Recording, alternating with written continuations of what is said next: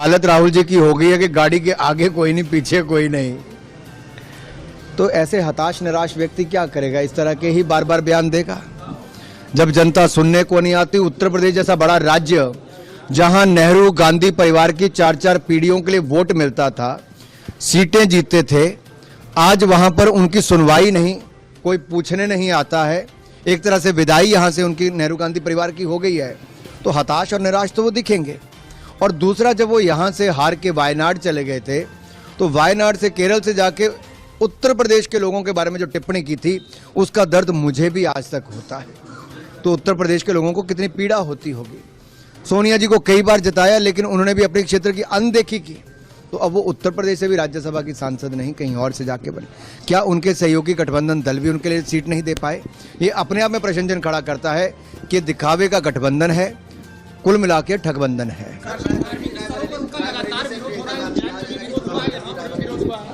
देखिए, धार्मिक स्थलों का विरोध करना ये कांग्रेस की आदत पड़ गई है, और कांग्रेस के गठबंधन के जो सहयोगी हैं उनकी भी।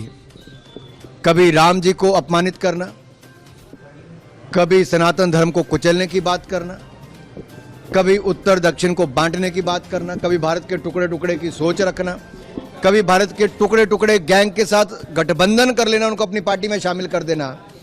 आखिर ये कैसी सोच कांग्रेस की और उनके सहयोगी दलों की हो गई है? और इन सब विषयों पर कांग्रेस चुप क्यों है? पाकिस्तान जिंदाबाद के नारे लगते हैं जब कांग्रेस का राज्यसभा का सांसद कर्नाटक से जीता है, लेकिन श्रीमान राहुल गांधी और मल्लिकार्जुन खड़गे जी कुछ नहीं कहते, पर्दा डालने का काम करते हैं, छिपाने का काम करते हैं। फॉरेंसिक रिपोर्ट आती है तो उनकी पोल खुल जाती है। आखिरकार ये क्या सोच के चले हैं?